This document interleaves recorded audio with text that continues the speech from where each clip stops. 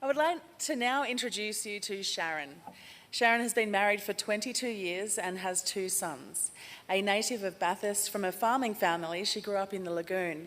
After attending Kelso High, she moved to Sydney to attend university and study science. After working for a few years, she travelled overseas, living and working in Europe before returning to study librarianship. After meeting her husband, they moved to Brisbane, where they lived for 14 years, before returning to Bathurst almost 8 years ago. Sharyn is here tonight to let you in on a little more of her story. Please join me in welcoming her up to the mic.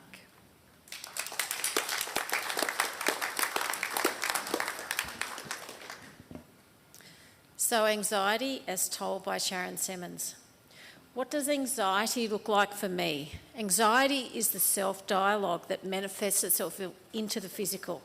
It's feeling hot and flushed, and your heart beating out of your chest, your muscles are weak and your stomach churns, a bit like now. Waking up at 3 a.m. to think of things you should have said, what you should have done, what should have happened, and having entire conversations in your head and convincing yourself it's not worthwhile doing anyway.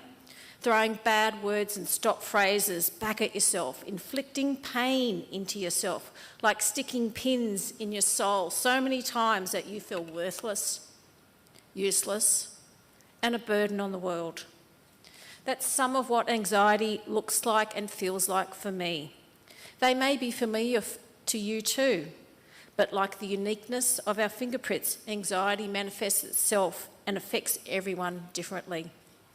Beyond Blue reports that a quarter of Australians will experience an anxiety condition in their lifetime. That's almost 5 million people today. So I know I'm not alone. Knowing I'm not alone is one of the reasons why I was drawn to taking part in this show. I felt there was enough time from learning to be comfortable enough speaking openly about my mental health struggles that I could share. If something I say resonates with you or a loved one or helps in some way, then it will be worth it. It's quite hard to take your mind back and emotions back to a painful time in your life, and it's been more difficult than I anticipated. But I can see how far I have come. And if I can do it, you can too. So what can we do about it? I don't think we can change the fact that we experience anxiety, and I don't feel you get over it or it's cured. You can't build a bridge and get over it. It lurks in the dark corner of your soul like a black, ravening demon waiting to pounce. There are no magic pills. But what we can do, what we can change, is how much we let it dictate how we live our lives by developing positive coping skills. In an effort to cope and just get through the day, a lot of us develop unhealthy coping mechanisms that may actually contribute to going into the downward spiral of mental illness.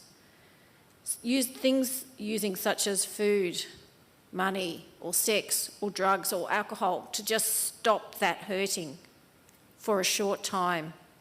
Anything to turn that switch off in your brain. Anything for a moment of peace.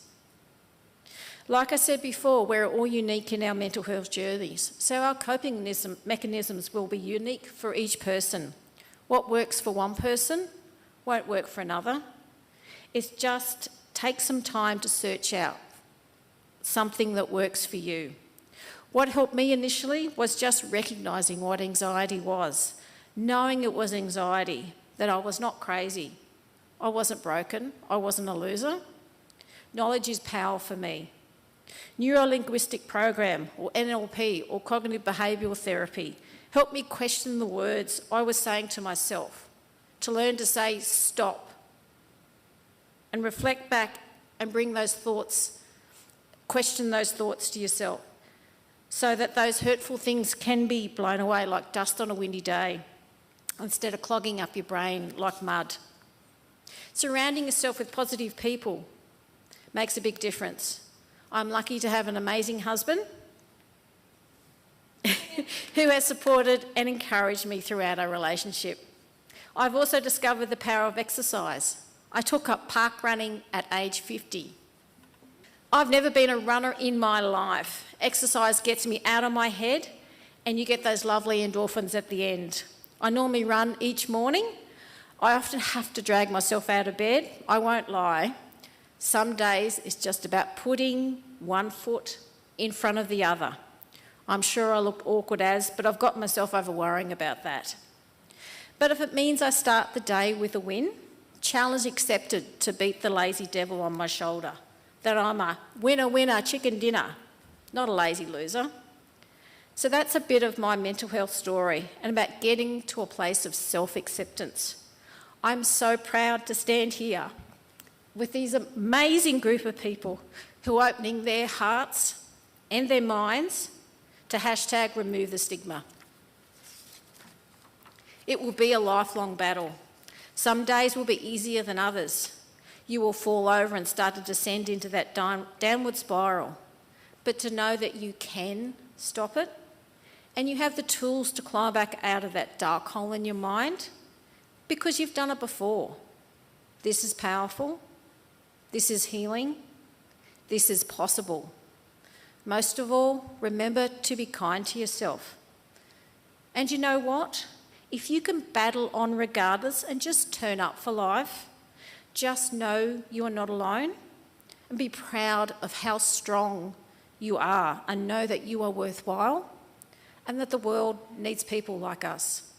Thank you.